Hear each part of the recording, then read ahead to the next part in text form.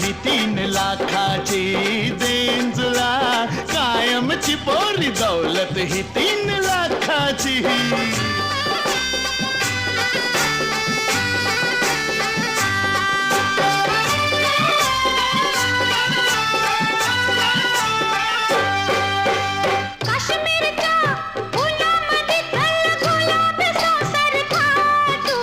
येतीस का